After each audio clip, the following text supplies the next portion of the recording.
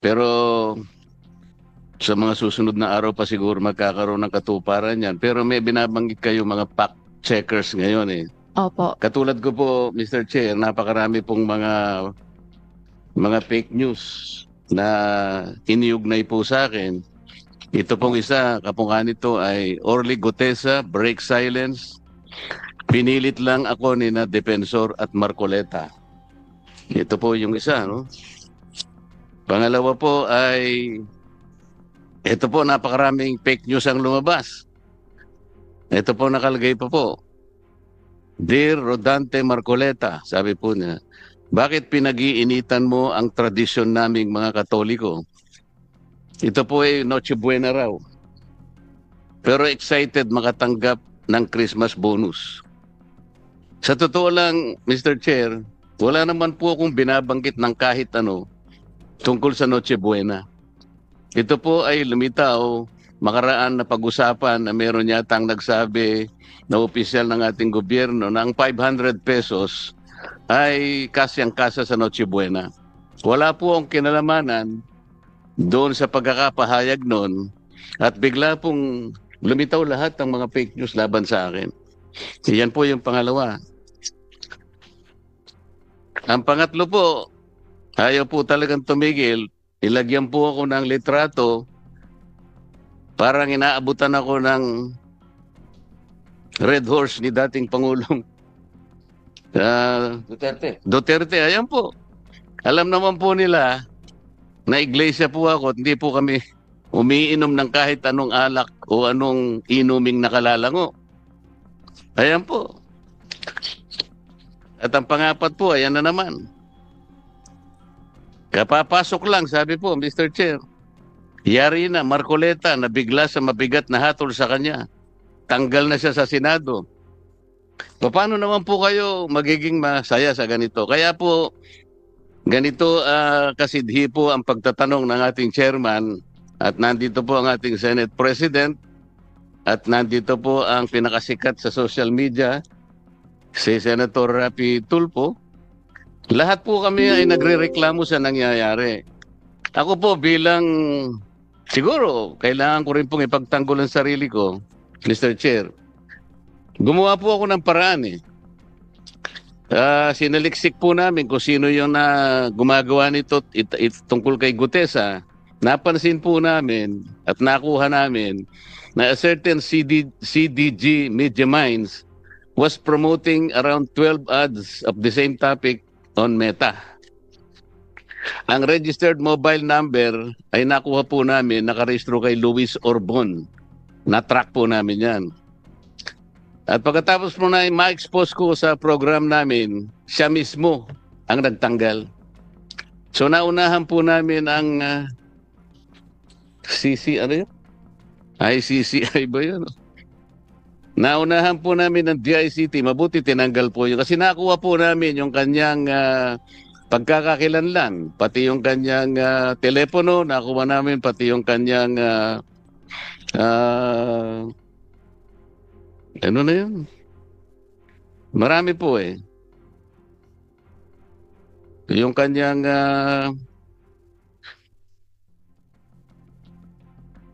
magkakakilanlan sa kanya.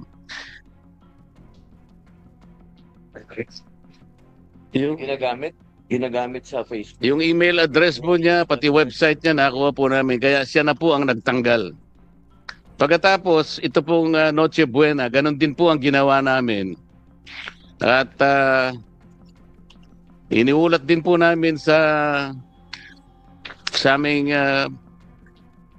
contact sa Singapore na baka sakaling, ito po, inalis niya rin. Ngunit, ginamit na recycle po para ganun ay makarating na naman sa ibang kaparaanan. Ang problema dito, Mr. Chair, kagaya po na binabanggit ni Yusek Precious kanina, bakit po yung mga fact checkers po na alam natin, ang fact checkers ng Meta ay Vera Piles at saka ang Rappler. Bakit po hindi nyo ma-take down kaagad? Ang ginawa lang po ninyo ay nilabel ninyo na misinformation. at pagkatapos naging demote na lang. Para sa ganoon ay makita ng kukunting tao na lang. Bakit po ganoon? Paano kayo naging fact checkers? Alam naman po ninyong hindi totoo. Kaya tama po yung sinasuggest nyo, dapat objective yung mga fact checkers. Yung walang kinikilingan, hindi namumulitika. Alam naman po ninyong completely fake po lahat ito eh.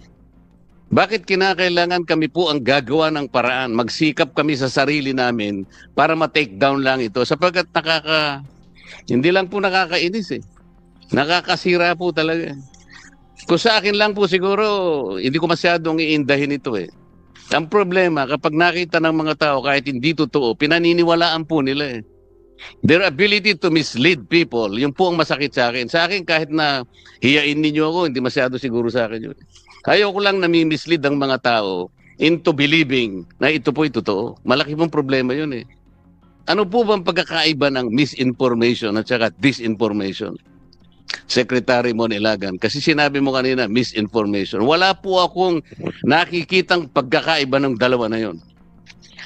Kung misinformation, they're getting the wrong facts altogether. Disinformation, ganun din. They tried to mislead people. Kahit pagbalik-baligtarin nyo yung dalawang salita na yon, iisang kahulugan nun. They will get the facts wrong for people to be misled. Period. Walang mapapakinabang doon. Why can't the fact checkers in the meantime do something?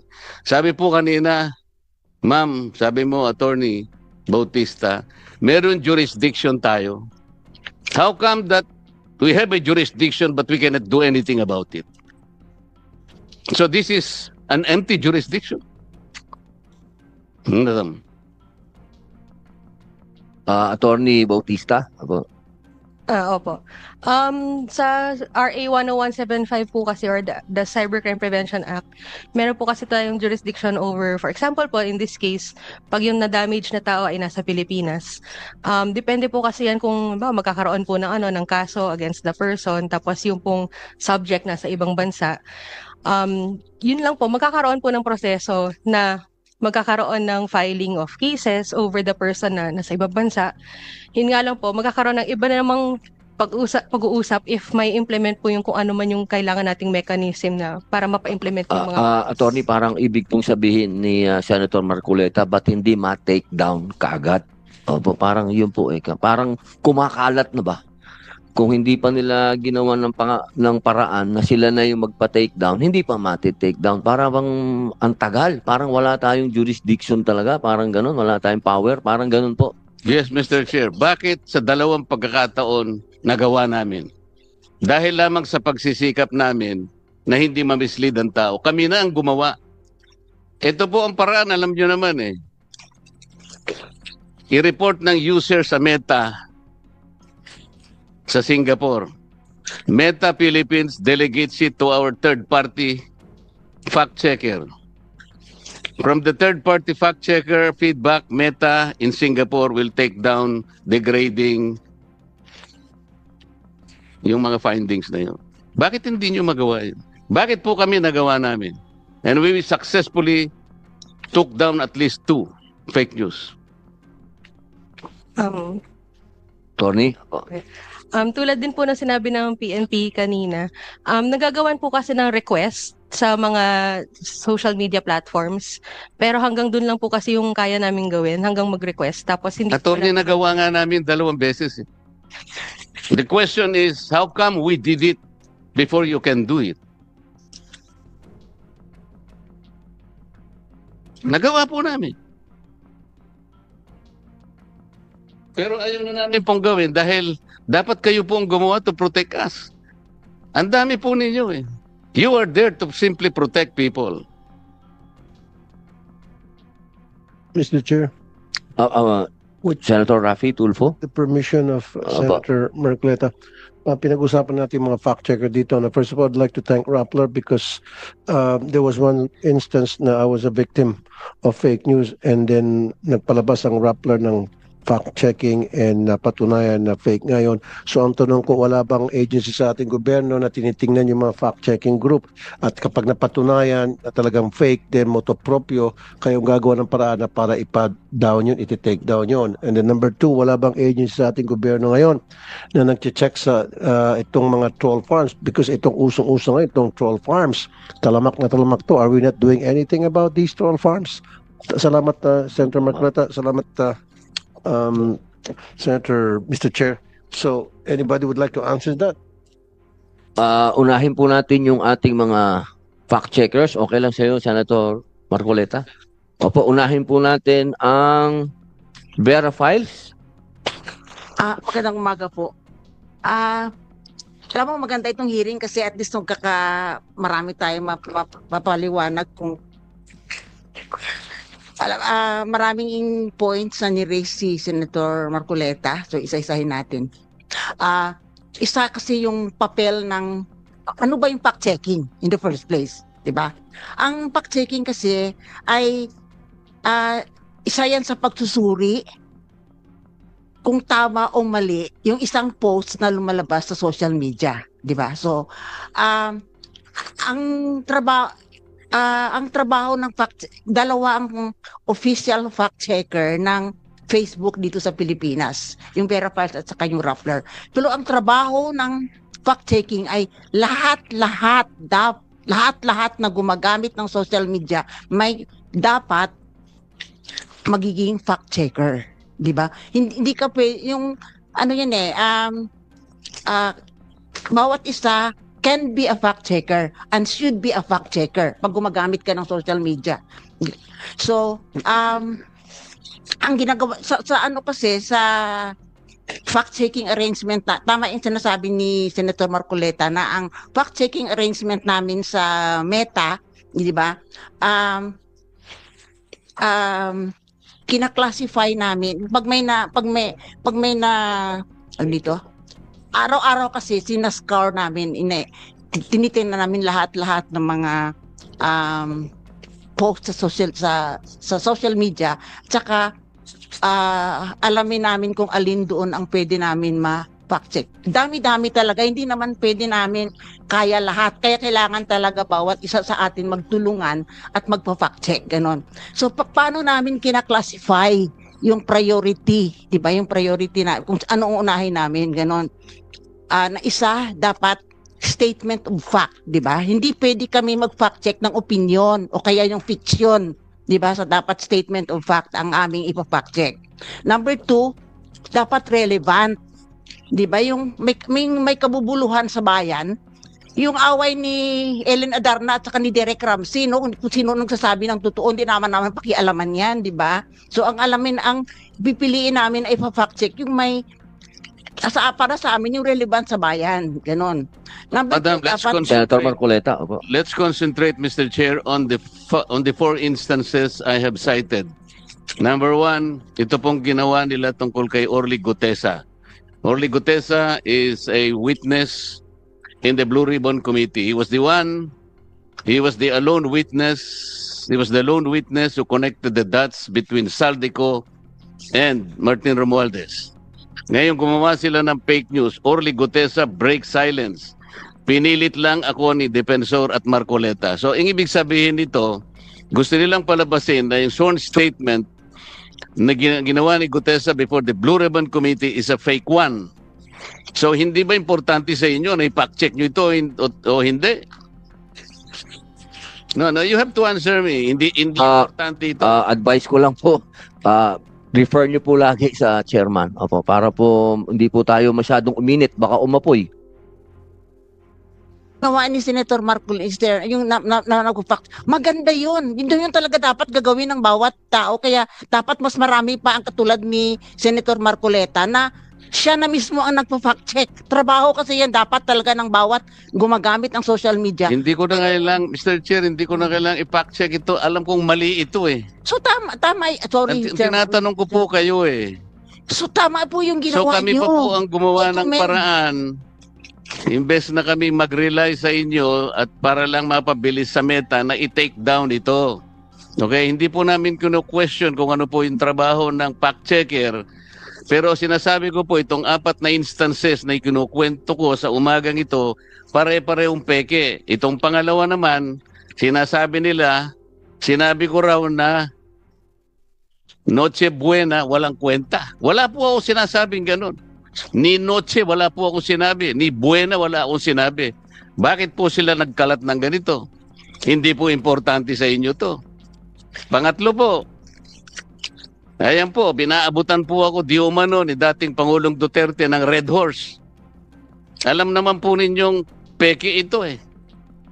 Hindi rin po inyo pinakcheck ito. Kami na naman po ang gagawa ng paraan ito. Pangapat po, ito nga. Nabigla raw po ako, natanggal na pala ako sa Senado, hindi ko pa alam. Madam Fact Checker, lahat po ng ito hindi totoo eh. So ito pong dalawang natitira, kami na naman po ang gagawa ng paraan para lang ma-take down ito. Yung dalawa kasi na-take down na namin. Pero kami lang po ang gumawa. Hindi po ba kawawa naman kami? Sige po, Miss Ellen. Opo. Yung ginawa nyo. So, Hindi ko po sinasabi sa inyo, Mr. Chair, kung tama ang ginawa ko o hindi. Kinukwento ko po sapagkat kailangan po namin gawin para hindi ma-mislead ang tao. Kaya lang nagpapatulong po kami sa inyo na sana kahit wala kaming gawin, merong mga opisina gagawa ng mga ganito para sa ating lahat. Para sa kapakanan ng buong mamamayang Pilipinas. Ito po yung problema eh. Miss Gemma Mendoza. Opo. Hello. Mr. Chair, thank you for acknowledging us. First of all, salamat po sa mabuting senator tungkol na pinakita niya yung mga examples na yon ng potential na ng fake news tungkol sa kanya, ng disinformation tungkol sa kanya. Siguro po i-explain lang po natin yung proseso. Tulad po ng sinabi ng colleague ko from Vera Files, napakadami po talaga nung volume nung mga nakikita, yung mga kinakalat sa social media. Hindi po namin yung lahat nakikita. And ang isang paraan para tinitingnan namin paano mas marami kaming makita ay humihingi kami ng contributions mula sa publiko. So, pag may in-email po sa amin either through desk@rappler.com or through factcheck@rappler.com, yun po ay tinitingnan ng aming mga fact checker. Ngayon, may sinabi po kanina ang butihing senador na bakit labeling lang ang nagagawa namin. Ito po ay dahil hindi po talaga wala po kaming powers to take down. Ang nagte-take down po ay ang Meta, yung may-ari ng platform. Hindi po yung fact checkers. The only thing that we can do is to rate the content, yung link po doon sa sa social media platform na pag-aari lang ng Meta. Wala po kaming kinalaman sa mga ibang platforms din. Mr. Chair, pwede makasingit? Senator Raffy. Opo. Yeah, first of all, I would blame Rappler and Vera Files doon sa whether or not they're doing fact-checking kasi hindi naman nila responsibility yun eh. Ang responsibility talaga dapat, sabi kanina, motor proprio, dapat isang ahensya ng ating pamahalaan na magtingin doon sa mga lumalabas sa social media na whether ito ay totoo hindi, at kapag hindi, then agad-agad kumilos, nandiyan naman yung PNP para maka-take down. And I would suggest, lastly, Mr. Chair, siguro total meron tayong national ID system na lahat ng mga magkaroon ng accounts sa social media, whether Facebook, TikTok, YouTube, whatever that is, kailangan mag-present ng ID para isang account lang ang pwedeng i-open. Kasi nangyayari kasi, Mr. Chair, ngayon, nakakapag-open sila ng 1-2 sawang account using dummy accounts. And these are the people na nag-umpisa ng mga fake news. Malakas ang loob nila dahil fake yung mga accounts nila. So why don't we come up with a law? Isasama siguro natin, Mr. Chair, dun sa batas na pinapasa mo, each and every person na gustong magkaroon ng account sa social media must register. They have to have the ID. Meron tayong national ID system, so hindi pwede sabihin anti-purto. At kapag once na-register ka sa Facebook, sa pangalan mong yun, hindi ka na pwedeng dumoble pa kasi naka-flag ka na doon. Thank you, Mr. Chair. Tama po, maganda po yan. Nandito po yan sa ating troll farm, anti-troll farm. Napaganda po ng mungkahi po ninyo, Senator Raffy. Meron pong hindi naasagot kanina.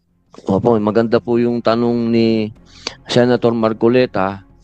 Wala po ba kayo talagang kinikilingan sa politika sa atin pong fact checkers? Una po kayo, opo. Um, Ma'am Ellen, I mean, as a journalist, no, kahit na, kasi marami kasing klaseng journalist, no, dapat kasi non-partisan, di ba? Wala kaming wala kaming kinikilihan politika. Ang pwede mo sigurong masabing bias kami sa katotohanan tsaka sa facts yun ng ano. So, kung saan kami dalhin ng ng impormasyon, doon ang punta namin. Gusto ko lang kasi tapusin yung criteria na ginagamit namin kasi sa dami-dami talaga ng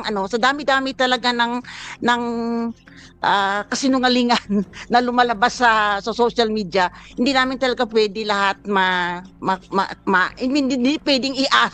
hindi pwedeng iasa sa fact checkers ang laban sa disinformasyon, di ba? So dapat talaga bawat isa sa atin yung lahat-lahat natin gumawa ng ating para. So di ba nasabi ko na kanina na dapat yun statement of fact, yung hindi yun fiction, hindi yun opinion, yung ang dapat namin i-fact check. Ang pangalawa is yun nga yung relevance, di ba? Dapat may ang pangatlo is that timing, di ba? Yung tawag dito yung hindi history ang aming ipafact check na nangyari pa nung panahon pa ni Magellan, di ba? Ganon. So yung dapat timely, di ba? Yung isa pa is that halimbawa po ngayon, Ma'am Ellen, narinig nyo na po kay Senator Marcoleta yung mga bagay na ikinakabahala niya. Yun po ba mabibigyan po ng panahon sa inyo para ma-fact check nyo po yun? Oo naman. Oo. Opo, yun. Marcoleta, ano po ang masasabi ninyo? Bibigyan daw po nila ng panahon yung 4 na issue sa inyo. Ito pa kasi. Isa pa kasi kailangan yung nasabi namin feasibility. Dapat titingnan namin kung kaya namin yan ma-debunk, ano ba yung debunk sa Tagalog? Mapawalang saysay nyo po. Ano po yan? At least, no? At least within 24 hours. Kasi ang purpose kasi ng fact-checking is to stop the spread of falsehood para mahinto yung pagkalat. Kasi kung marami namang pwede naman kasi mag-investigative journalism ka na pwede kang abutin ng 1 buwan, di ba ganon? Pero sa fact-checking kasi, kailangan ang purpose mo kasi doon para mahinto yung pagkalat kasi sa... yun nga po ang gusto po ni Senator Marcoleta. Virality kasi, importante kasi yung in just in a few seconds, nagba-viral yan eh. So, importante, ma-stop mo. So, kung hindi namin yan kung feeling namin kailangan pa maraming mas marami pa kaming kailangan para ma-debunk yun, ganun, ipapasa namin yun sa team na pwede siguro mag-investigative journalism, ganun. So yun ang mga criteria. Katulad po ngayon, ma'am, nasabi na po sa inyo ng harapan na sinasabi niya fake news yun. Pwede po ba yung i-debunk niya? Tingnan namin kung mag-fall doon sa criteria. Tapos ito pa, hindi kami nagti-take down, di ba? Nasabi ka din ni Gemma, kami ay nagka-classify false, fake, misleading, mga ganon. So, isa-submit namin yan sa Facebook. Facebook ang nagti-take action. Hindi kami nagdi-delete. Pagka ganyan po katagal kasi, medyo matagal yan, ma'am. Mr. Chair. Ano naman? Sige po, Senator Marcoleta. Doon sa 4 na fake news na aking inilahat ngayong umaga, yung 2 po ay hindi ko na pwedeng pasalamatan ng Vera Files kasi kami po na-take down na namin nang hindi sila nakatulong. Pero kailangan pong malaman po ninyong lahat na bago po namin nagawa yon, ini-email po namin kasi yung Vera Files at saka yung Rappler, pero yung Rappler binibigay rin sa Vera Files. Pero napakabagal po talaga yung action. Kaya doon sa unang 2 sinabi kong fake news, kami na po talaga nakipag-coordinate at successfully nagawa namin. Ito pong pangatlo, partially, ay pasasalamatan natin ang Vera Files kasi po kahit papano, ang ginawa po nila, dinemote po nila. Pero hindi entirely po nakatulong yun. Kasi pag dinemote po yun, ang ibig sabihin nun, meron pa rin pong makakakita, ngunit kokonti na lang. So hindi hindi talaga buong-buo na aalisin nila. Yung po yung tinatanong ko sa inyo, Madam, ba't kinakailangang i-demote ninyo? Alam ninyong completely fake po ito eh. Talaga pong hindi kayo ang nagte-take down, alam namin yon. Ngunit kapag kayo nakipag-coordinate sa Meta sa Singapore, sila pong magte-take down. Kagaya po ng ginawa namin sa unang instances. Yun po yung aming gustong sabihin sa inyo. Bakit kami nagawa namin? Samantalang kayo ang may direkta pong may communication. Bakit kailangan po natin pagtalunan pa ito? Siguro si Gemma. Miss Gemma Mendoza. I-clarify lang po natin. We don't communicate with, it would be impossible for us to communicate with Meta for every piece of thing that we rate. So we don't do that. Ang ginagawa lang po namin, ang interaction namin is through the platform they have, which is the platform that is made available to fact checkers.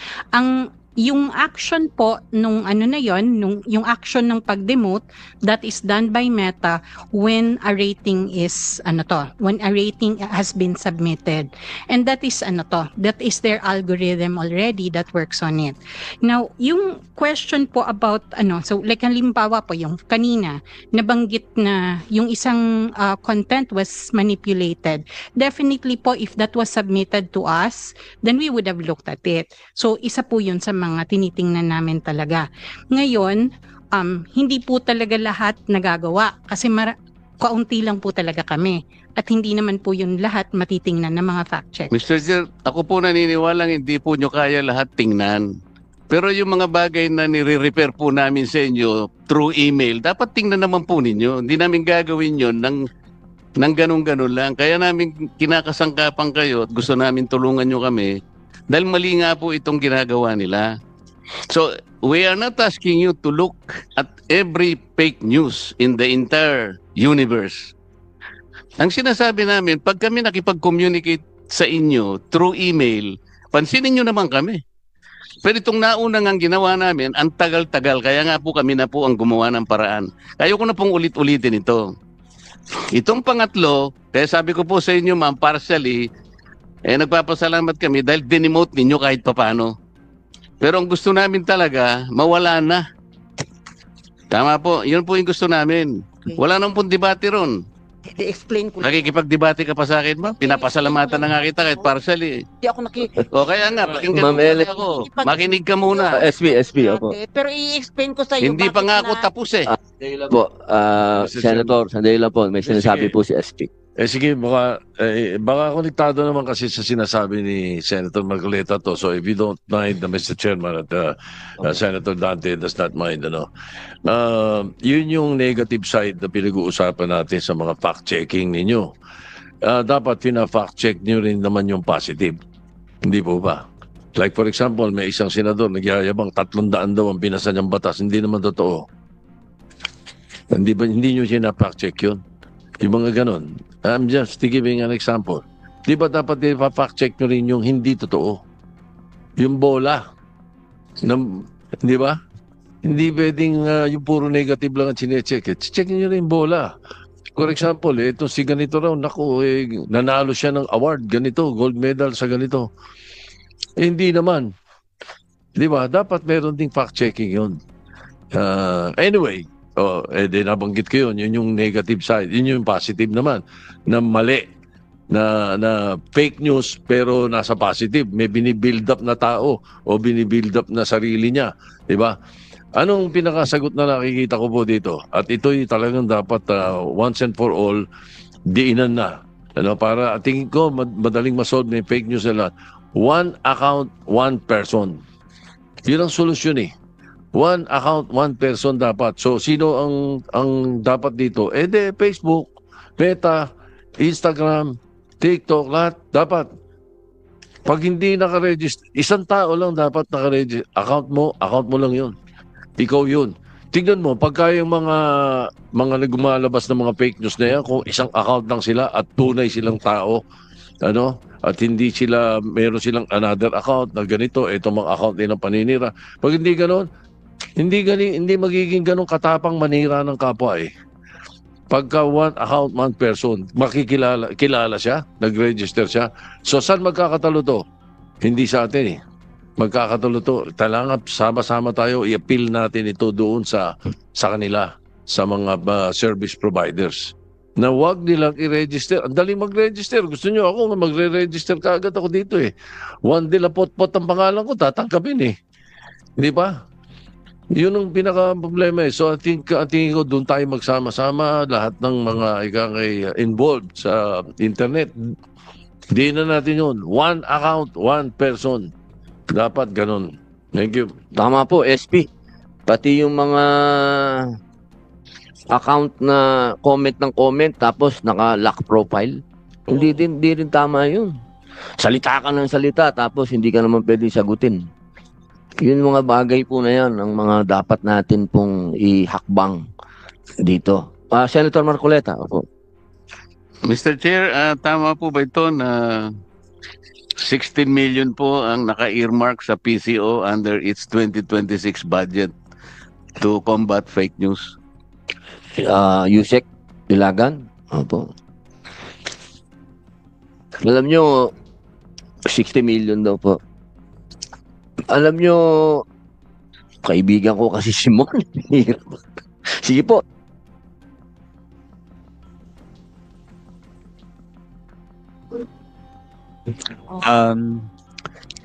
Sorry, sir.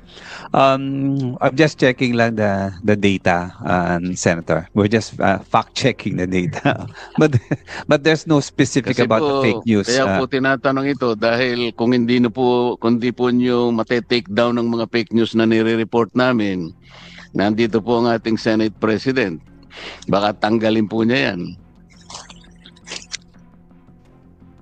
Ilagay na lang po natin sa makakatanggal po ng mga fake news sa madaling panahon. Hindi po yung nagtatagal.